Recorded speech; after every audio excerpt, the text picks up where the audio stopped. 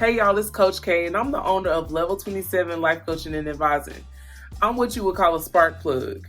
I'm the coach that you call when you need help transitioning, and I coach young adults on how to simply get started, develop a plan of action, increase their mental stamina, and take ownership of their experience. And today, I wanted to come to you all to talk a little bit about comparison. All right, so I know we live in this big digital world, like everybody has social media, and if they don't have social media, they're related to somebody who has social media. And the first thing that happens when you log on to your social media platform is you're consistently reminded of where you're not, what you're not doing, who you're not with, and places you're not at.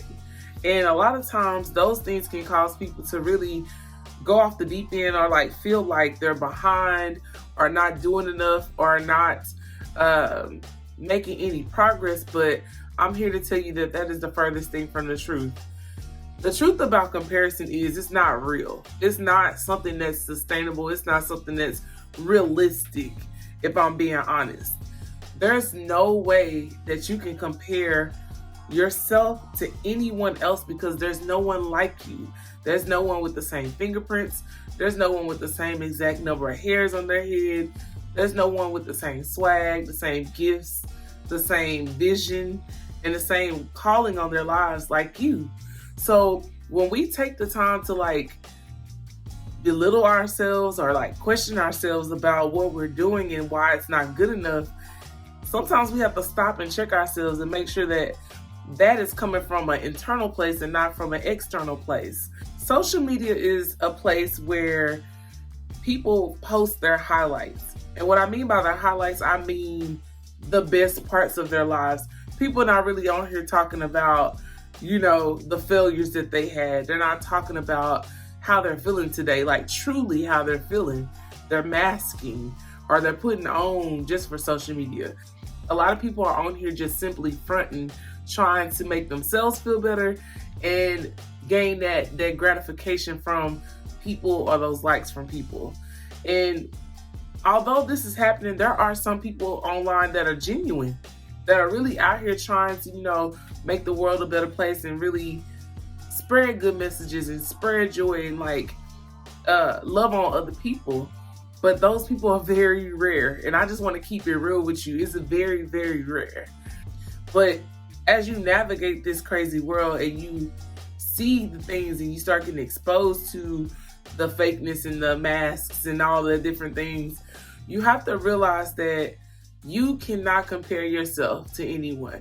Comparing yourself to someone else is a disservice to you. It does nothing but kills your joy. It takes away your focus. It distracts you from what the real mission is. And it causes you to be consumed by proving yourself to someone, or proving yourself to a group of people. That's dead, y'all. It's not necessary. The only person who can create standards for you, or establish boundaries, or create a sense of understanding for themselves is you. We all have this God-given ability called free will. And the thing about free will is we have the opportunity to create the pathways and create the world, or the general space and atmosphere that we want to live in. And that means that we can set the standards for what we believe success is. That means that we can create the pathway, or the way that we go about getting to success. We have the ability to utilize our gifts to help other people and help ourselves become whatever God is calling us to be. And it has nothing to do with what other people think or what they are doing, but it has everything to do with you. Everything to do with you. So whenever you're scrolling through social media, or whenever you're living life and you're seeing everybody getting their rings, or, leveling up, whatever they're doing, just know that what they're doing has absolutely nothing to do with you. And you have to remove yourself from the equation and just really just show love and be joyful for other people, and clap for them, be happy for them. Because at the end of the day, sometimes the things that you're able to see are meant to inspire you, not to make you feel like you're less than. But it depends on how you internalize what you're consuming. So I want y'all to take y'all's power back. I want y'all to be very, very intentional about how you consume social media, how you consume news, how you consume atmosphere, like how you consume anything that's happening around you. And you need to understand that you do have the power to truly take care of yourself and figure out what success is to you and develop your own pathway, your own unique way to get into that. There's no comparison. It doesn't exist, y'all. We create that in our heads. We create that in our society. And I know it's hard to break it because society has definitely, groomed us to be like that. It's always a competition, especially in sports. People tend to take that competitive nature and transition and transfer it to all different spaces in life.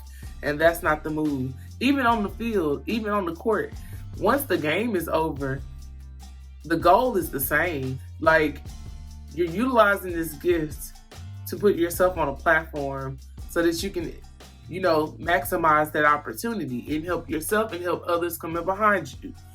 But when you take the competitive nature to a whole nother level, it tends to continue after the game is over, and that's what needs to cease. There's a bigger picture, y'all. And at the end of the day, we have to learn that there's enough room for everybody, there's enough space for everybody, there's enough opportunities for everybody. And if you don't see an opportunity for yourself, create it.